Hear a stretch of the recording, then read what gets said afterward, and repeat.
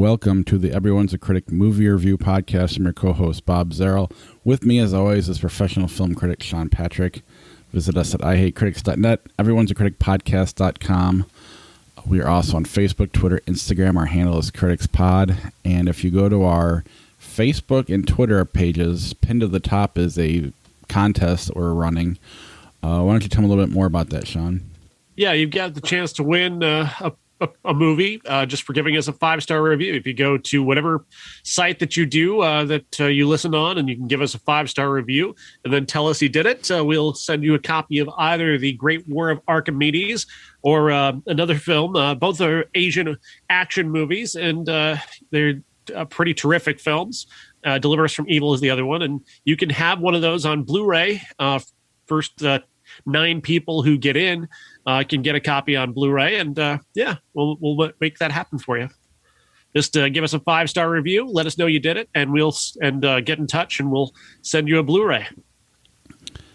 Thank you. Also, we have our Patreon, patreon.com/criticspod, the best way to help support the podcast. You can listen to us, like Sean said, on any of the platforms, Apple Podcasts, Google Podcasts, Stitcher, Alexa, Spotify, all of them. We also stream live on YouTube Sunday mornings, Monday nights, sometimes Sunday nights. Just depends on the holiday, the day, the weekend. But we try to, Sean's been letting you know on social media lately when we're going to be recording. And then I do post a link once we go live if you want to watch. Finally, we have our TeePublic page. If you go to ihatecritics.net, up in the right-hand corner, you can get yourself some Everyone's a Critic podcast merch, including the shirt I'm wearing now of Willem Dafoe with a giant sausage in front of him. This very disturbing photo. Yes, very hilarious. Looks like something at a house, honestly. Yeah, I'm looking forward to getting to that. Pardon me, sorry. No problem. All right, let's go ahead and get the show started. And we will start with The Conjuring, The Devil Made Me Do It. The Conjuring, The Devil Made Me Do It is the 50th movie in the Conjuring universe, or something like that. It's directed by the same guy who did the, what was that movie? I forgot the name. I don't care anymore. James Wan? Or no? No, James Wan didn't direct this. This is the director of La Llorona, I think it is. Did this one. Not the good La Llorona, the other La Llorona. The story here, picking up with one of the famous stories of Ed and Lorraine Warren about demonic possession that switches bodies into a young man named Arnie, who ends up killing his landlord during a drunken fight. Then he claimed that the devil made him do it, and the Warrens were the ones who backed up his alibi. And it's total bullshit that made national headlines, as they tended to do back in the day. I'm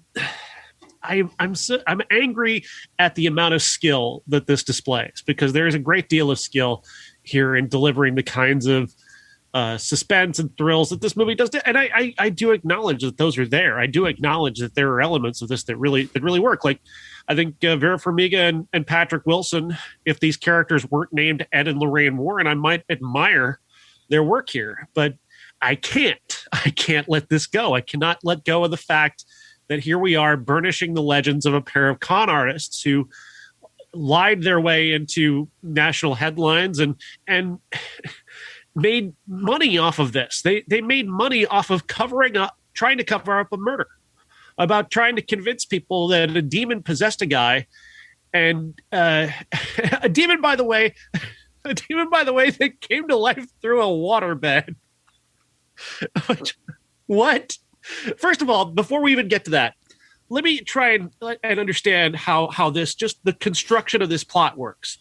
Someone was targeting the child, and the evil death cult, whatever, the devil worshiper cult, is pointing at this child. They want to get to this child for some reason, which is never established in the movie.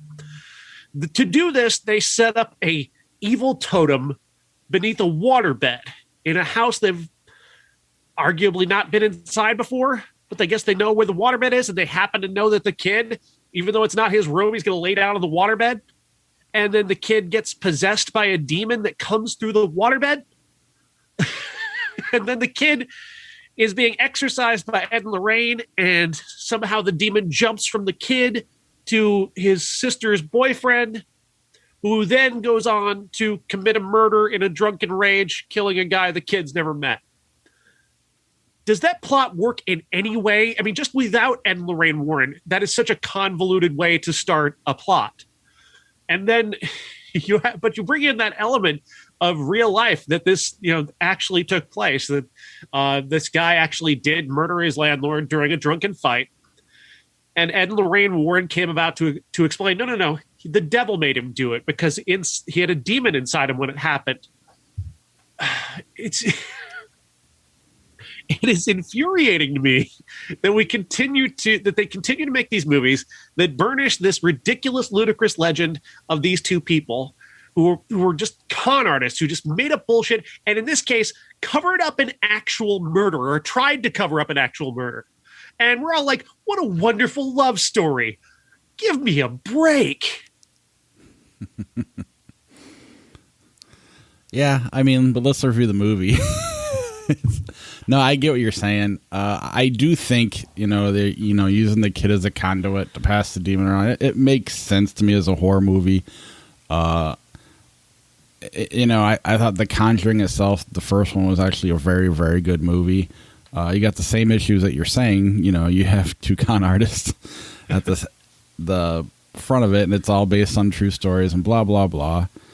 True stories. But you know what I mean? But, this one I got confused with the first half of the Amityville story, because I always thought that was it George Del Rio or something like that. When he killed his family, I thought he tried to plead devil possession, but he went for insanity.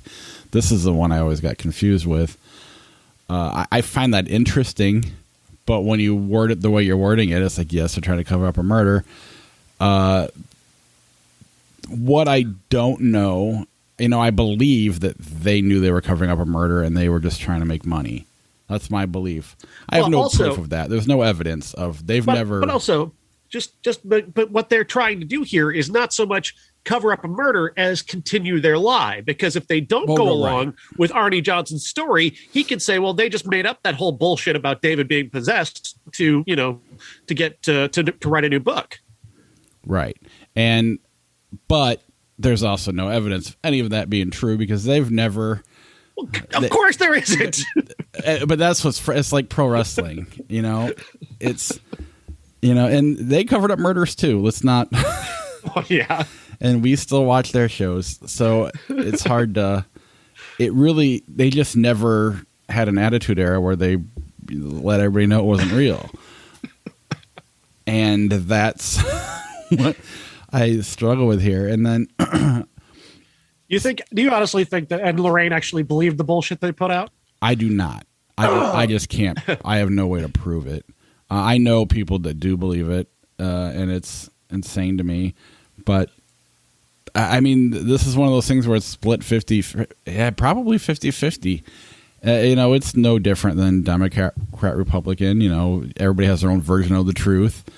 Some of it's this crazy conspiracy theory bullshit off to the way, whatever direction you want to go. And some of it's like based in science and fact. And this is more, QAnon level of crap, but it's probably less. Right, but this is packaged in a way that's going to get through to a lot more people. I mean, because Facebook can kick Donald Trump off of Facebook, right? And keep him from spreading lies and garbage. Here, they can't. We're packaging this in a way that allows Ed and Lorraine Warren to be presented as these religious superheroes who wielded God like Mjolnir and smashed devils with their superpowers, their superpowered religion, and we're just pretending that these two lying con artists are these romantic heroes. And for decades from now, when people go to search Ed and Lorraine Warren, instead of seeing these decrepit monsters who are ripping people off with their lies, they get this lovely story about people who are 30 years younger and 50,000 times more attractive than they ever were. This wonderful love story that everybody's just falling in love with, and not the fact that they covered up a murder. In fairness, if this movie didn't exist, you wouldn't find that either. You wouldn't find that they covered up a murder. You'd find but they'd be lost to history in the way they deserve to be. Instead of now they're the legends in death. They're the legends they always wanted to be. So in this cosmic joke, they get everything they ever wanted. Right. And it's frustrating. I get it. But they still have been legends to certain people, just not as many. But again, they're making a Vince McMahon movie. He's on TV every week. He's covered up murder. He helped kill the guy on accident. I mean, there's a lot of stuff that it really is the same. It really isn't any different. So I don't know, but like you said, and I think part of your anger is the movie kind of works. There's nothing wrong with the movie itself. There are elements that are wrong, like that whole bullshit about the bed is just the water bed is silly. It's just silliness. In a movie that wasn't about the Ed Lorraine Warren, everybody be pointing out the logical fallacies that lead from what this plot through. But it is fascinating going to look at. If you look at the true story, I mean, they didn't change the names. So the guy who went to jail for 5 years, he's still alive. His wife is dead. The family of the boy deny that the boy was ever possessed. They obviously tried to do an exorcism on him, but they disagree that he was possessed. So by the way, yes, they torture children, by the way, and it was nice in the movie to include that vocal recording of them torturing a child. That was great, really wonderful use of that to because this movie has because again, Hollywood is wrapped up in IP, and the IP now is the Warrens. The Warrens are the IP, and now they have this dedication, if you will, to protecting their IP and pretending that what these people did was real. And it reminded me again of why I hated The Greatest Showman so much, is that Barnum was a fucking monster, a racist, and just an evil human being. And his legacy now is handsome Hugh Jackman with a song in his heart. And that pisses me off. When his legacy should be con artist, racist, disgusting, awful human being. And the Warrens the same way. We're just pretending that these were good people who loved each other and just wanted to protect people from demons. Oh, give me a break. And even with P.T. Barnum, again, if you searched him up, it's only going to be a footnote that he was a racist and a horrible person, sadly. But you're right. Again, it's the platform. But at the very least, he's forgotten. He's forgotten without this stupid movie. At least we can forget he ever existed. Yeah. But this is more of this is closer to 50-50, if not more in their favor than ours. I think we're more the minority of people that think this is a con job. Even though I don't know how you can't. I mean, there'd be more household names like the Warrens, who I knew who they were long before you did too. If this was, I don't know. I'm done. I've hated them for decades. Yeah. I didn't need a movie to tell me I hated Ed and Lorraine Warren. I hated Ed and Lorraine Warren. I'm an old school hater of Ed and Lorraine Warren. When I was a kid, go ahead. I used to work overnights in radio, and Art Bell was on our talk station, and he would talk to Ed and Lorraine Warren back in the 90s. And it's like, stop platforming these people. Yeah, no, I read the original Amityville Horror book when I was like a kid because I knew about the movie and I wasn't allowed to watch it. I rented it from the library or checked it out from the library, read it against my parents. They wouldn't let me have it. I kind of snuck it in. I was reading it at night under the covers, and I bought into it hook, line, and sinker for a while. Yeah. And then you start reading more about how, well, nobody else ever had a problem in that house. The people before them, yes, there was a murder. Everybody is crazy that was in, I don't know. It's as and Lorraine Warren we're such great geniuses who could fight demons and protected people from evil. Then why didn't they ever claim James Randi's prize? James Randi put up $1 million if somebody could prove bullshit like this. And they never once stepped forward, not one time, because they couldn't prove anything that they did because they made it all up. And it's back to that, like the QAnon level of conspiracy theory. It's just enough where you can't prove anything's not real, but you can't prove it's too stupid. It's so stupid that you can't say, like. But people hook, line, and sinker fall for it every day. And people believe in ghosts. It's just weird. There's this guy on YouTube. He's a genius. His name is Quentin. Quentin reviews his channel. He did this bit on the History Channel and Ancient Aliens, and he was talking about that awful Ancient Aliens show. And he's like, I know you guys want me to try and go through and debunk like each of these claims, but how do you debunk ideas like, the islands on the statues on Easter Islands are internet modems? Like, how do you debunk that? That's just so stupid. Then how do you just pointing it out debunks it? Right. I mean, it's. I lost my train of thought. I mean, it would be like saying God isn't real. You'd have to go and prove that to really disprove them, and you can't do that. So, it is what it is. It doesn't bother me as much as it bothers you. I find the idea of demon possession as a plea interesting. Obviously, it's horrible, but it's, as history. What is more believable, right? All right, you've got a guy who murders another guy in a drunken brawl after the guy was touching his girlfriend, or a demonically possessed waterbed possessed a child who then was exorcised, and the demon went into the guy who then went on to get in the drunken brawl and kill the guy. Yeah.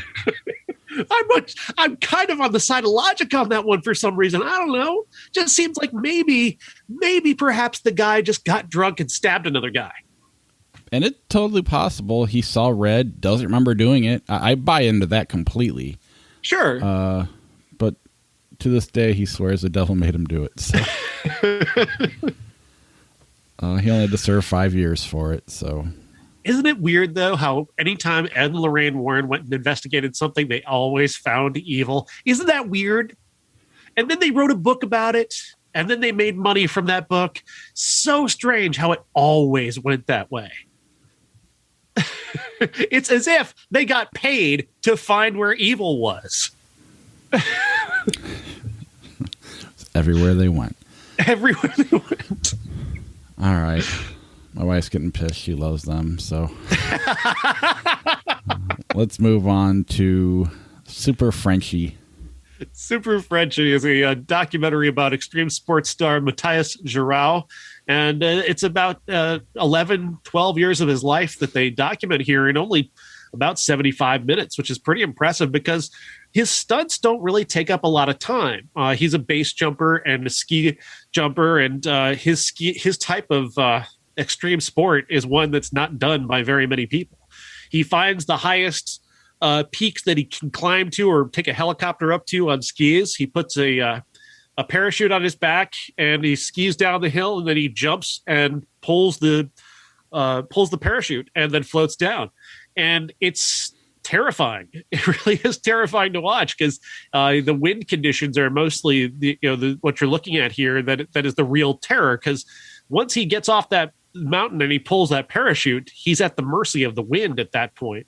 So one bad wind throws him against that side of the mountain that you can see in this poster, and he could die. And the number of people who have died doing this are pretty large. Just from the few people who do it by percentage, there's a lot of them that are dead. One of them happens to be a friend of his, Shane McConkey, who was very famous for doing this and died doing this. Death is so common in this profession, if you want to call it that, that they have a term. They have their own terminology for it. They call it going in the ground.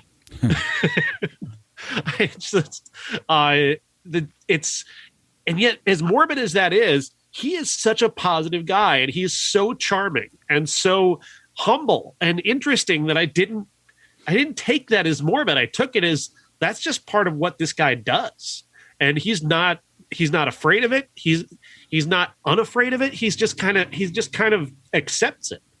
Throughout the journey, we're going to watch him go from this guy who's solitarily pursuing, one big adrenaline thing after another to a guy who falls in love and gets married and eventually is going to have a baby. And then he has the worst accident imaginable doing this. Well, not the worst accident because he doesn't die, but he has a really bad accident doing this.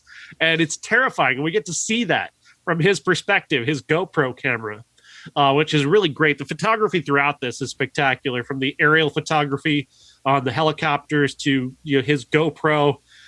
They're phenomenal. But then you have these wonderful to the camera interviews, especially with his mother, who he's not close with. She reveals herself and reveals him in such interesting ways that it's almost so matter of fact how divided they are as a family and just how apart they are as people. But yet he's so positive regardless of that. Everything he's just so positive about. We watch his son grow from a baby to a young child in this movie, because it takes place over about 11 years, and all of that is compacted into just 75 minutes, and that's really wonderful storytelling. I really like this a lot. How is that a profession? I get the adrenaline part of it, but how do you make money doing this?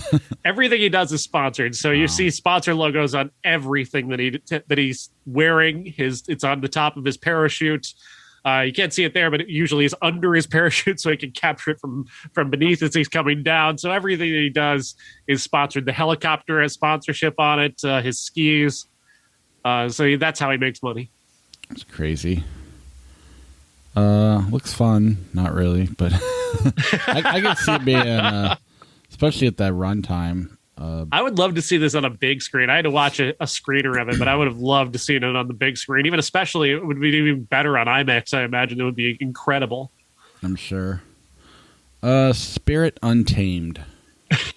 Spirit Untamed is a movie to babysit kids with. You just put this on in front of a girl anywhere from 3 to 9 years old and leave the room. You could go do other things. Spirit Untamed is essentially a sequel to Spirit Stallion of the Cimarron, which came out in 2002, but not really. That film was about the spirit, the horse, voiced by Matt Damon, who it was a stallion that got loose and led a group of other stallions. This one, he's still the leader, but he doesn't talk this time. There's no Matt Damon. It's just him and this little girl bond and become friends, and then she has to help him rescue his stallion family that gets taken by a group of wranglers played by what's his name? Walton Goggins plays the big bad guy. It's fine. There's nothing wrong with it. The character design's competent. The animation is colorful. There's nothing special about it. If I would have probably hated this in the theater, but watching it on a screener as I did, I just kind of was playing Uno on my phone while I watched this, because it's really not particularly engaging for adults. But it's the kind of movie that's just inoffensive, and 82 minutes, you can leave the kids in front of it and forget about it, and they're not going to be harmed in any way. And they're not going to be bored and walk away from it, though. I mean, little girls who love horses, probably will just be fascinated with it. Oh, that's good. Your daughter's probably grown out of this. Yeah, for sure. But 7-8 years ago, your daughter would probably be fascinated with this movie. All right. George Romero's The Amusement Park, coming soon. Actually, yeah, we're going to talk about this one next week. So you don't want to do it this week? All right. So I would like you to be able to see this and to give a fair perspective on it. It's a long-lost Romero movie. It's an educational film, from what I understood. He got paid to make it. Yeah, and it's not even feature length. It's only 52 minutes long. It's supposed to be about how young people treat the elderly. Yeah, but I want you to see that one before we talk about it. We'll talk about that one next week. Deadly Illusions on Netflix. The best movie of the week. Bullshit. This movie sucks. I mean, I read your review of this one, too, and I'm like, really? I don't even find the fun in it. Really? No. I was laughing a lot during this movie. I thought it was hysterical, entirely unintentionally. But yeah, I was laughing a lot during this movie. Deadly Illusions is about an author who becomes too obsessed with her own writing. She's a she writes novels about murders, and she becomes obsessed with her new babysitter, played by Greer Grammer, who is a kind of a con artist who kind of snuck her way into being the babysitter. And horrible things happen. Things get revealed. There's a whole lesbian thing going on, which is weird. Kristen Davis becomes she's a straight married woman, but she becomes kind of attracted to Greer Grammer's character in a way that the movie is very weird about and creepy about, for sure. Cringy, hardcore cringe all throughout this movie. This is so terrible. It's such a bad movie, but I found it to be very, very funny.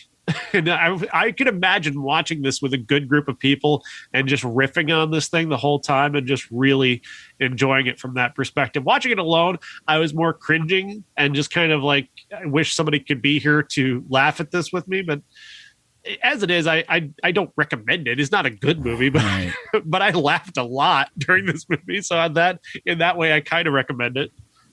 I mean, it's just one of those movies that comes around every year where you just get a bunch of TV stars and throw them in a movie. And I mean, there's just so many movies you could do that with that I'd rather do that with than this, I guess, is more.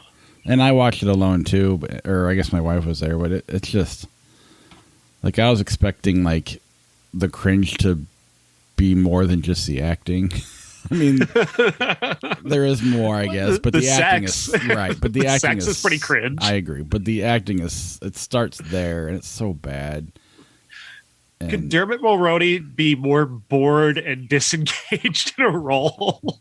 I thought like he's been bad for a long time, but this is like he's really bad at this. Well, and usually these movies with the TV stars that go and make a movie together, they're active TV stars. Is Kristen Davis and are they in active shows right now? I don't know. I don't honestly. I think she's starting up Sex and the City again. Right. I don't know. I wish they wouldn't. But hey, I don't have to watch it, so why do I care? As long as they don't make another movie. Good God. But yeah, it's on Netflix if you want to get your I've never together. I've never seen Greer Grammer before. No, and this is not a very good promotion for her performance. Luckily, no one will ever hear about this again, so it should be fine.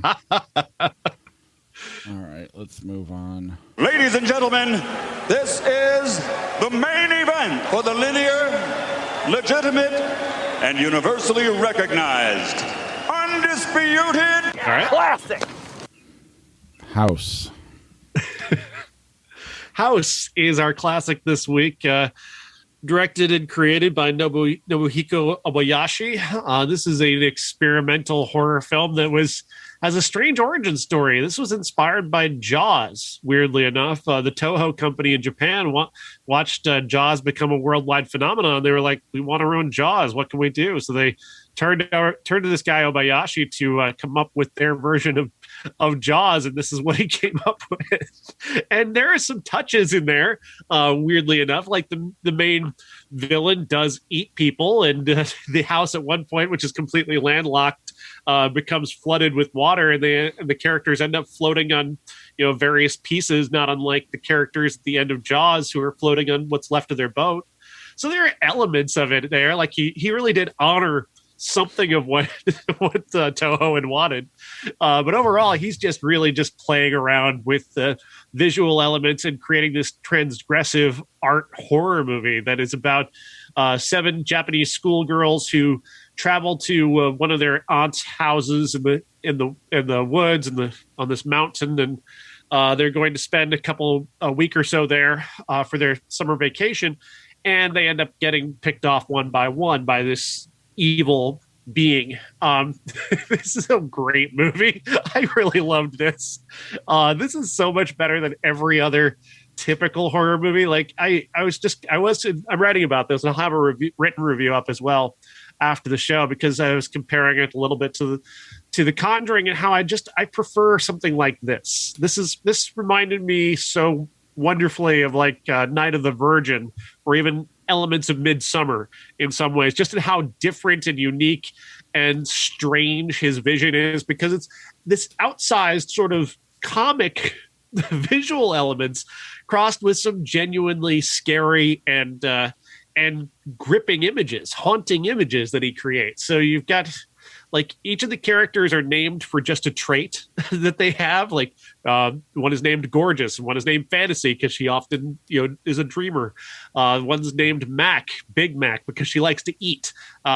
One's named Melody because she likes music. And these are done in a way that would be, a kind of a it's a shorthand, essentially, so he doesn't have to write actual characters. And it's also a shorthand in storytelling because each of them is going to be killed in a way that is reminiscent to their name. So when Gorgeous essentially seems to die or is taken over by the big bad, she dies while putting on makeup.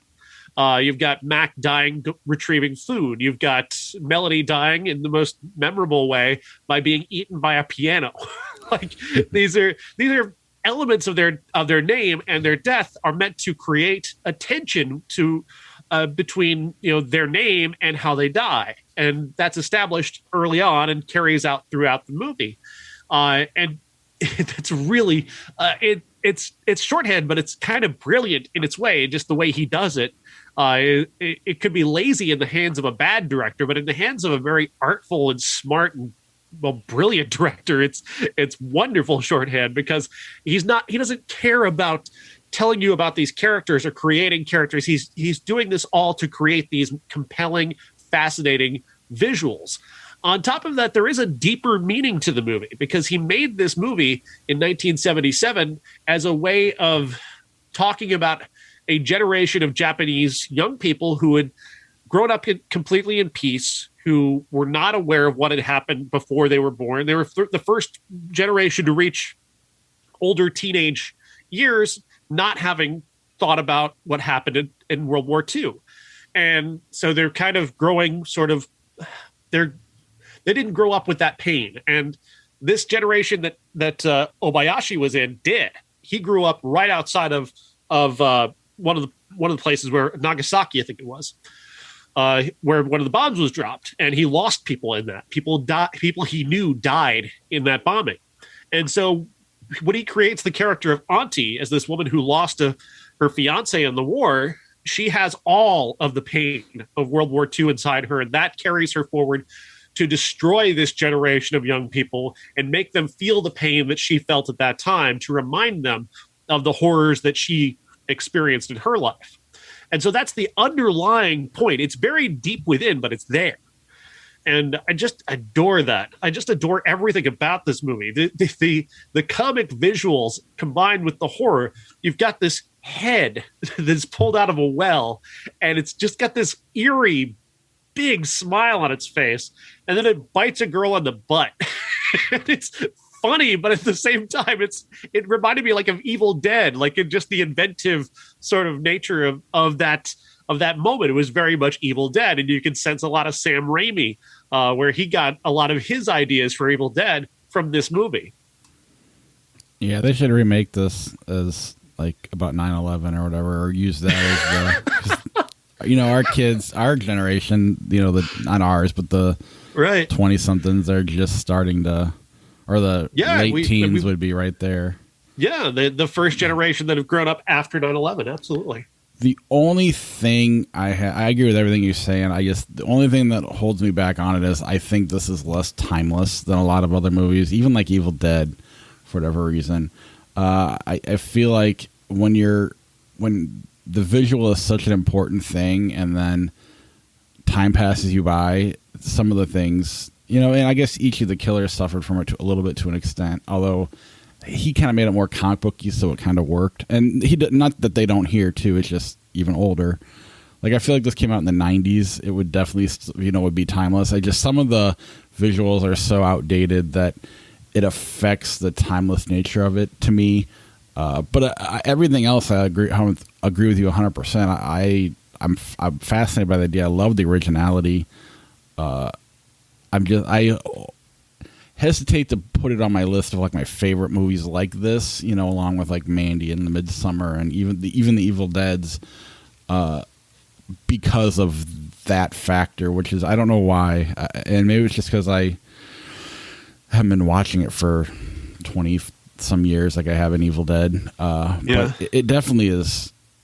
It's original, and I appreciate it, and I enjoyed watching it. But I definitely couldn't show it to anybody other than you that would sit and watch it and be like, "This is pretty fascinating." Like, I don't think Josh would like it. I don't think my brother would like it. I'm trying to think of other movie buffs that would get into it, and again, it's a very particular kind of movie, and it's a very particular and peculiar audience that is going to enjoy this movie, and I'm happy to be part of that very peculiar audience.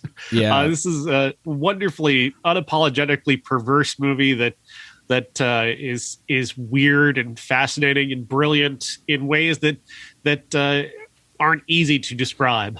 And then some of it too is, like a movie like Suspiria. Sometimes you would just be like, I'd take that frame and I'd put that, I'd frame that frame and put it on my wall. I wouldn't necessarily do that here with any of the visuals, but they're close. And I don't know if it's just that it's personal taste or that the technology is advanced, enough that some of it kind of looks silly.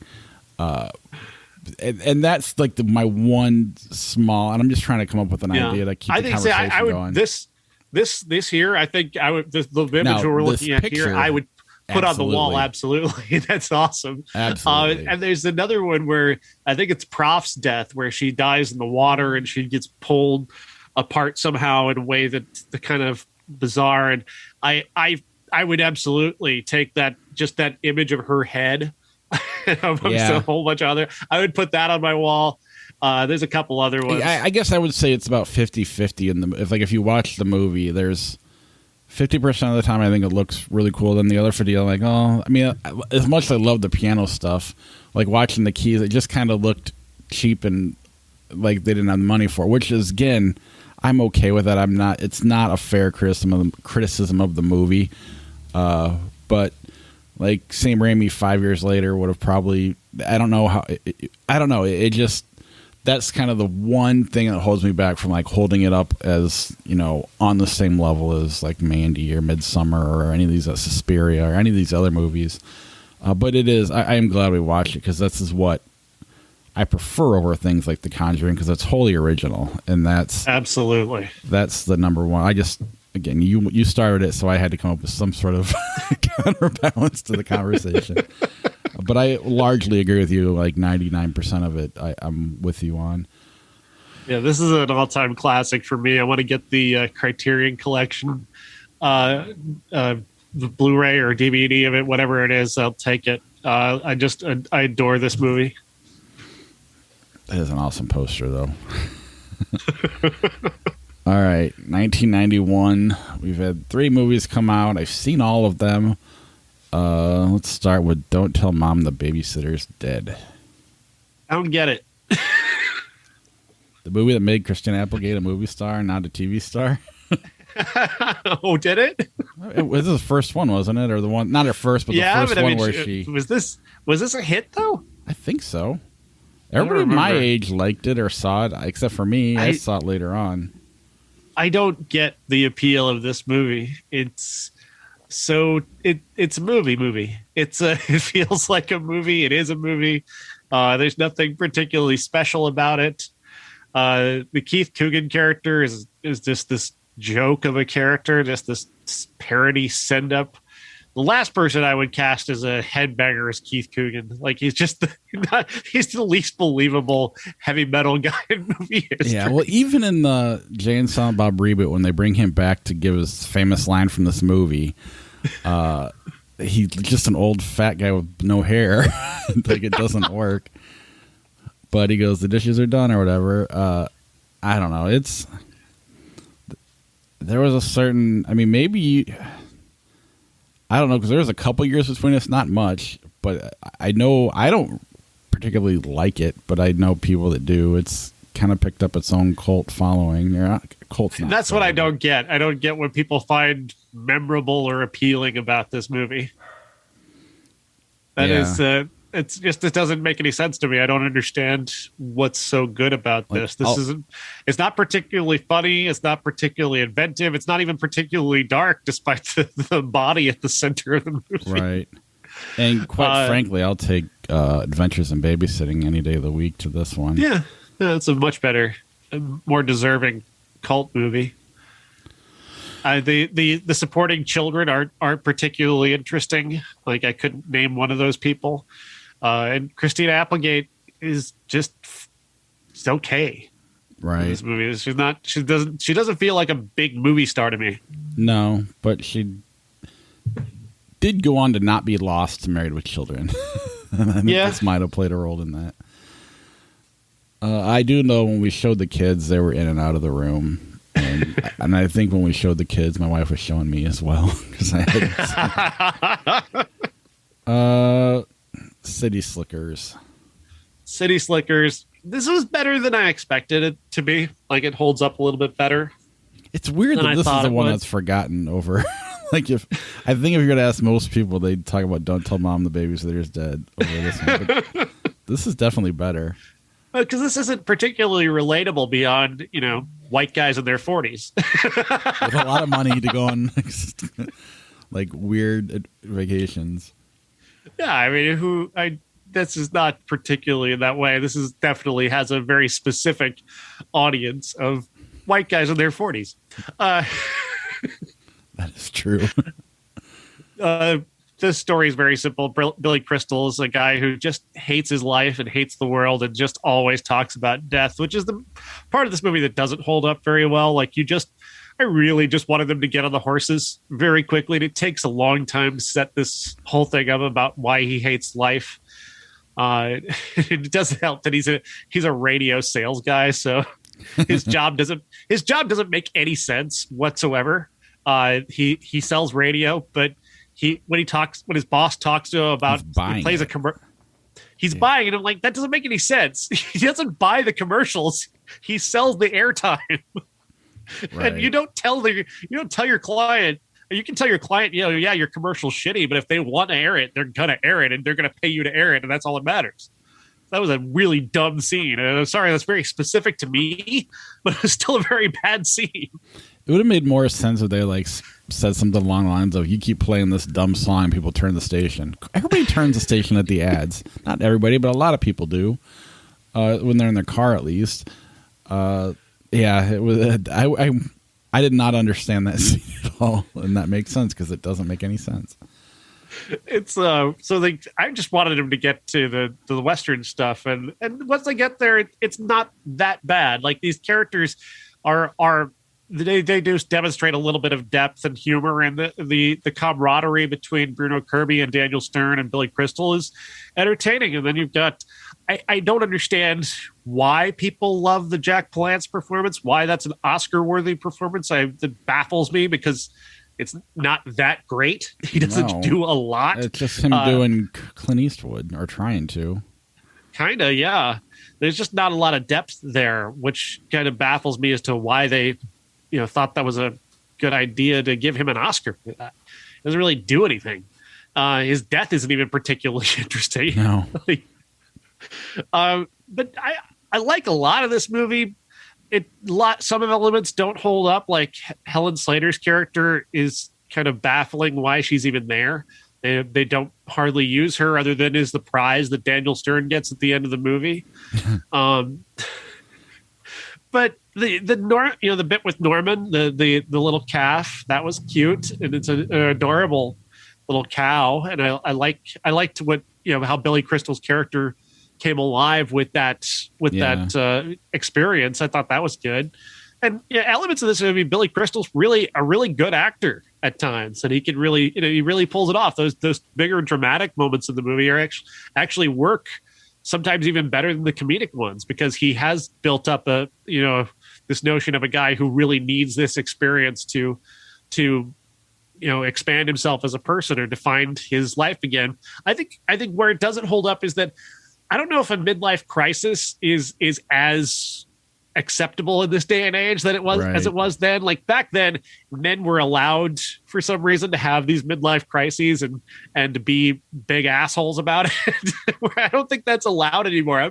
For me, I don't think I'm allowed a midlife crisis. I think I feel like as many things about me that are immature, I'm far too mature to start now worrying about who I am as a person and going off and, doing stupid shit to try and figure out who I am. Well, I think it was acceptable then to go and find your smile. And now it's like, just why don't you have a smile, idiot? But I think we never really had, I don't know if our generation ever had to let go of the immaturity, if that plays a role too, that stuck with us the whole time, that you never got cut off. Like, I don't relate to the whole infidelity back story part doesn't make a whole lot of sense to me. Billy Crystal has, they try to keep this tension of will he, won't he cheat on his wife kind of thing, and I like that. I wish they would just thrown that out altogether. Yeah, because I never bought into it, and even if I did, then what he did, it might as well have been cheating on his wife because he's emotionally cheating on her. I mean, the whole thing is stupid. So I thought that was a little weak. Yeah, I think Crystal battled back against that well enough to kind of diffuses that by telling Bruno Kirby how silly it is, and the only thing that doesn't work is Kirby continuously insisting upon it. But he does make a couple looks where it's just like, oh my god, and that look was, it was for comedic purposes, but I don't know if it's either the times have changed or because I can't imagine every guy in their 40s was looking to get away from his wife in the 90s. I don't. Maybe I'm wrong. I was just a kid. No, I think. But Crystal, again, I thought his explanation of it was fair. Oh no, I agree. You're still going to look at attractive women and find them attractive. That's just not. It's not in anyone's nature to not find something attractive that is objectively attractive. No, I get that. It was more of the comedic. The kind of the oh my god, when every time you look at something that's attractive, you don't make that face, and I know it's for the movie, right, but it is what it is. But again, I like you said, once they started, ranching or whatever it was,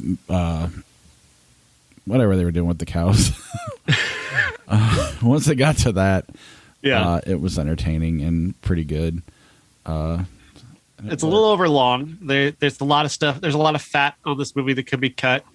But generally speaking, it holds up better than a lot of other 90 movies. Right, and it's lucky because the fat's more at the beginning. So by the time you finish it, you kind of forget about the fat until you start talking about it on a podcast later on. And then a movie I haven't seen in a long time, but I really wanted to see probably more than any of the other two movies, and you can't. It's Jungle Fever.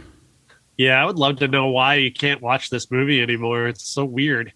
This is about a movie about a white guy falling in love with a white woman falling in love with a black man, and the inherent nature of that, and how society treated that at the time, and in some ways still does.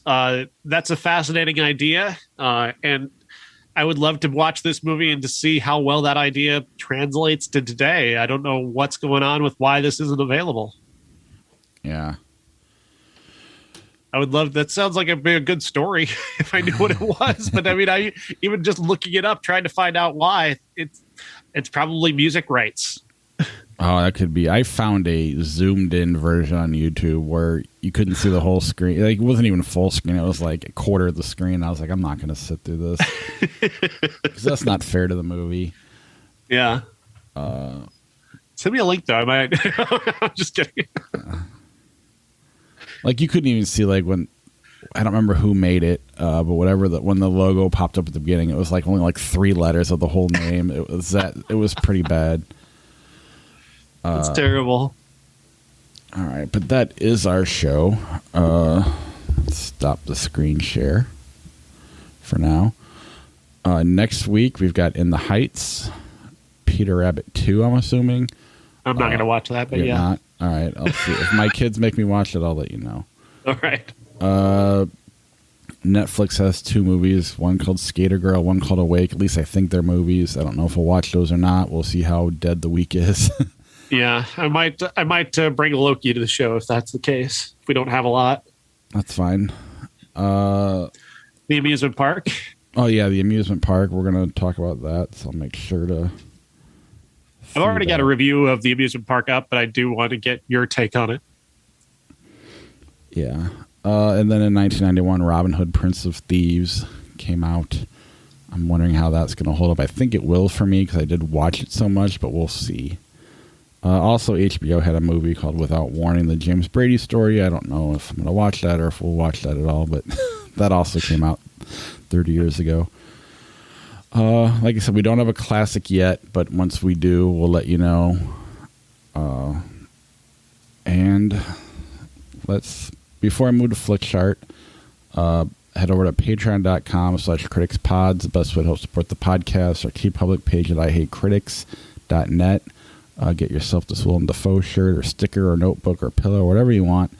And then our social media contest or review contest up on our social media links, Facebook and Twitter specifically. Go ahead, Sean, tell them about that again.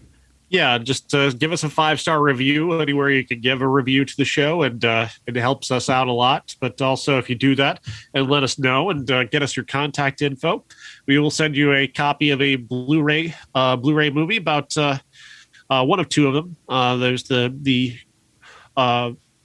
sinking of the Archimedes, which is the largest ship ever in war history, and Deliver Us from Evil, a pair of Asian movies that are really interesting, and you can own one on Blu-ray for free if you just give us a 5-star review. And send us an email at critics@ihatecritics.net, or go to our social media page and let us know. Comment underneath, those pictures. Let us know you gave the review. All right, let's move on to Flickchart, and we've got Avengers Endgame or Finding Nemo. Finding Nemo. I agree. Eye of the Needle. Elysium. Never heard of it. Never heard of it. All right. It's not a movie. It is, but it's not. The Negotiator or Elysium. The Negotiator has been a guilty pleasure of mine for years, but it's even guiltier now for some reason. Can't imagine what that reason could be. Elysium. Is that the one from the guy who did District 9? Oh, no. Yeah. Yeah. And I remember... Neil Blomkamp, yeah. I remember liking it, and then you and Josh explained why it wasn't good, and I was like, God damn it. Michael, Titan AE. I've not seen Titan AE, I don't think. Michael Electra. Which is less shitty? Michael. Okay. Slightly less shitty. Scream 2, White Chicks. Scream 2. Agreed. The Little Rascals, American Graffiti. American Graffiti. Django the Bastard. I haven't seen that one. Yeah, I haven't either. I've seen a Django movie besides Unchained, but I don't know which one. Empire of the Sun, The Thomas Crown Affair. What is with crappy movies today? An Oscar here? I mean, but Empire of the Sun is just homework to sit through. And I don't mind. Thomas Crown Affair is kind of fun. It's terrible. It's fun, I go with that one. Robin Hood, Prince of Thieves, super bad. Super bad. Agreed. Alien versus Predator, Life of Pi. Life of Pi. Dirty Harry, the Bellboy. Never heard of the Bellboy. I guess I've heard of it. I just never seen it. Right. Dirty Harry, Reign of Fire. Reign of Fire. I hate Dirty Harry.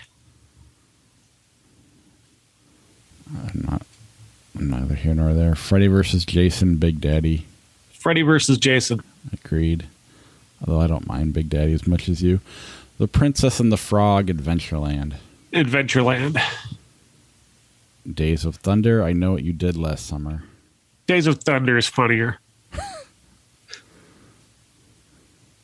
Super 8, American History X. Super 8. Yeah, American History X. It sucks how that doesn't hold up. The Amazing Spider-Man 2, How to Train Your Dragon. I'll get hate for this, but give me Spider-Man over Dragon. We'll flip it, and you win. do not like the Amazing Spider-Man movies. Toy Story 3, Pocahontas. Toy Story 3. Yes. I think that's Pocahontas is the Conjuring movie of American history. Secret Window, Ronin. Secret Window. Yeah. Can't Hardly Wait, Meet the Fockers. I don't know how I feel about Meet the Fockers. I don't remember. I kind of don't. I kind of tolerate Can't Hardly Wait. So that one. All right, I'm gonna go with Meet the Fockers. Let's see.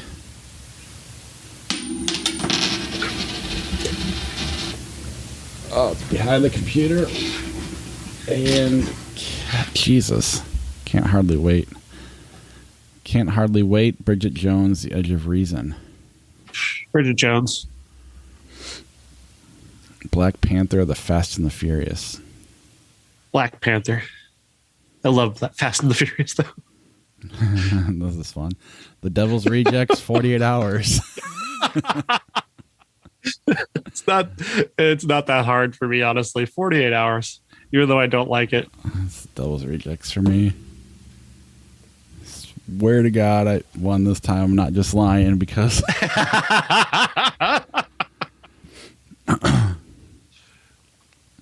Killing Them Softly, Twilight, New Moon. Which one's shorter? Killing Them Softly. I think Twilight's shorter. I think Twilight's over before Brad Pitt even pops in the movie. But I'm going to go with you. Guardians of the Galaxy Volume 2, Billy Elliot. Guardians. Yeah. Road to Perdition, Once Upon a Time in Hollywood. Once Upon a Time in Hollywood. The Rundown, Battle Royale. I think Once Upon a Time in Hollywood has gotten better in my mind. I like it even more now, somehow. Yeah, I feel Go ahead. Well, I feel that way about Hateful Eight, too. Like, both of them seem to just keep getting better. I mean, I loved Once Upon a Time in Hollywood from the get-go, but I remember Hateful Eight, we kind of left like, it was fine. It was good for, good movie, not great Tarantino, but the more I sit on that one, the more I like it. You see Battle Royale? Yeah. I agree. Rundown's not bad, though. No. Babel. I'm not sure where Revenge is. All right. Babel, Point Break. Babel. It's pretty easy. Mr. Popper's Penguins, Live Free or Die Hard. Live Free or Die Hard. Yeah, if there'd be any Die Hard after that one, I'm going with the Penguins. Oh. Because then they turn into like Bruce Willis straight-to-video movies. Saw 4, Hatchet 2. Saw 4. Chicken Little, Cape Fear. Cape Fear. By the way, I talked to the director of Saw 4, Darren Lynn Boozman, for my other podcast, and I'll share a link to that on the... I did share a link to that, actually, on our Facebook. If you want to check that out. Awesome. Armageddon, It Takes Two. It Takes Two. Because fuck Armageddon so hard. Fuck the Olsen twins. I would rather watch the Olsen twins. I would rather watch the Olsen twins. I don't understand. I understand that it's a bad movie, but I don't understand it's such a throwaway movie that it might as well be backdraft. I would rather watch the direct to the store shows that the Olsen twins did as little baby detectives than watch Armageddon.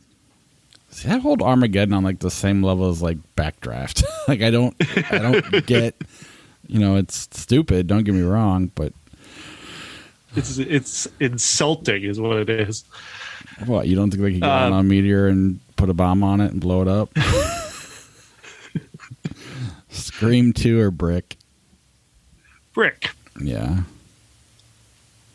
Revenge of the Nerds. Zack and Mary Make a Porno. Zack and Mary. Yes. Police Academy, The Virgin Suicides. Virgin Suicides. Agreed. Eye of the Beholder, Anchorman, The Legend of Ron Anchorman. Burgundy. Shutter Island, Some Like It Hot. Some Like It Hot. Yeah. Stigmata, Dr. Dolittle. Stigmata. A View to Kill, Rear Window. Rear Window. Due Date, The Mexican. They're both trash. I think The Mexican's actually shorter, so I'll go that one. Probably is. Due Date feels like it's 3 years long. Yeah, but it's entertaining enough in the background while I'm doing something else. I'll go Due Date. Jesus Christ. Apparently I only win coin flips when I really care about the answer. Richie Rich, Minority Report. Minority Report. Natural Born Killers, Bill and Ted Face the Music. Bill and Ted. I really hate Natural Born Killers. I don't really have an opinion, so I'm going to flip it. See if we have to flip again.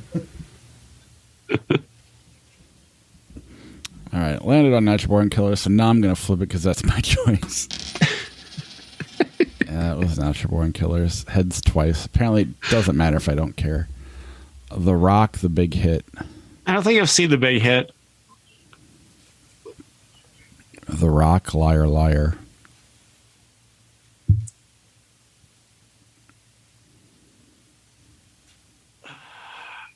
Liar Liar. I'm going to say, if you pick The Rock and you hate Armageddon, I'm like, they're like the same. I mean, I'm so confused. The Rock is funny. The Rock's funny, though.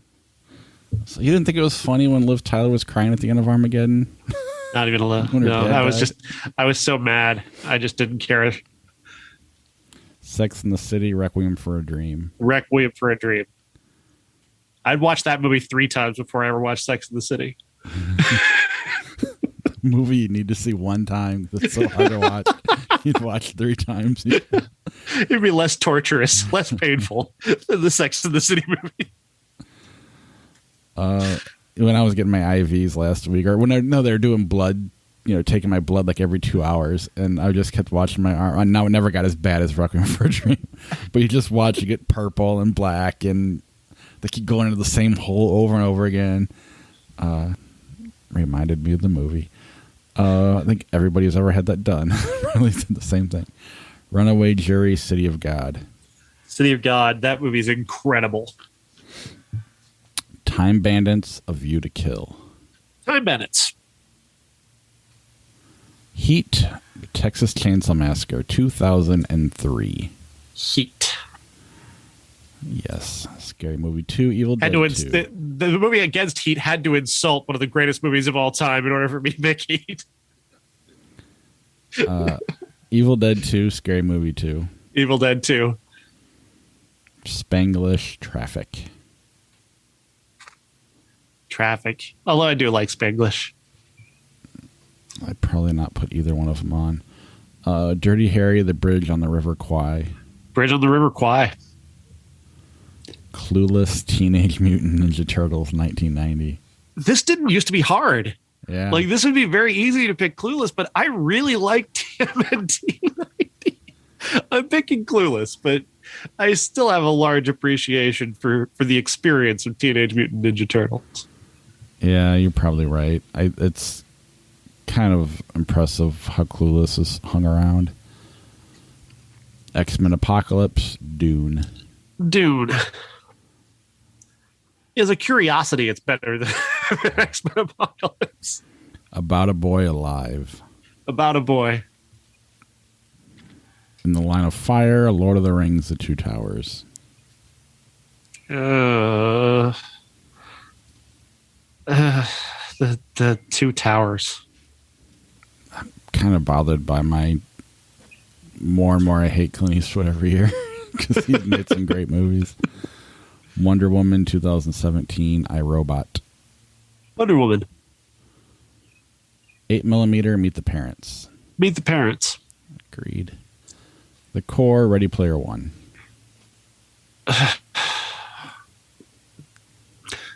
I think The Core is shorter, so let's go with that one.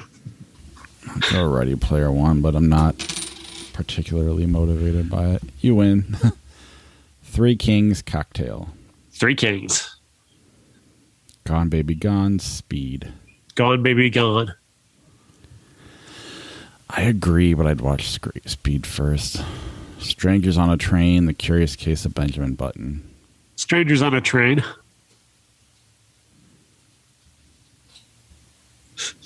Beverly Hills Cop 2, Nixon. Beverly Hills Cop 2. Yeah. The Fifth Element, Runaway Bride. Fifth Element. Cruel Intentions, Reign of Fire. Cruel Intentions.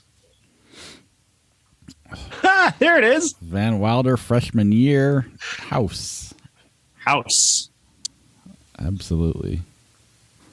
Sadly, I probably would have taken the regular Van Wilder.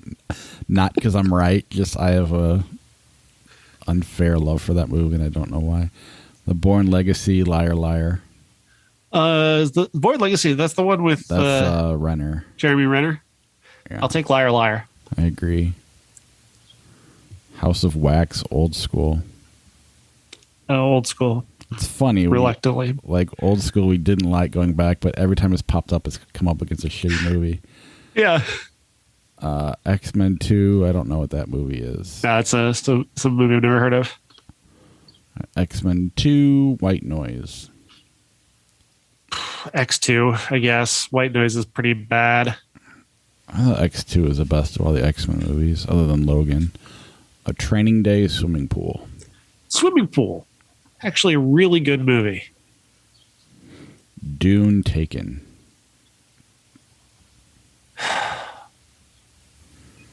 This is like my hell, because Dune's boring as hell, and I'm not looking forward to going back to it later this year. I'm looking forward to watching the documentary, but yeah, I could take Liam Neeson, so I don't. I'll take Taken. That's fine. It's probably a good spot to end it. Yeah, Flick Chart's not being entertaining anymore.